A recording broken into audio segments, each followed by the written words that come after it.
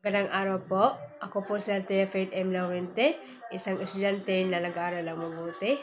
At ako ay galing Purok 22, Poblasyon Prosperidad, Agusan del Sur.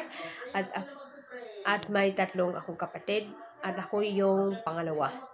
So, bilang Pilipino, dapat marunong magkuntento at igalang at kalugdan ang bandelang Pilipino, ang pambansang awit, ang pambansang wika, at ang pambansang simbolo ng ating bansa.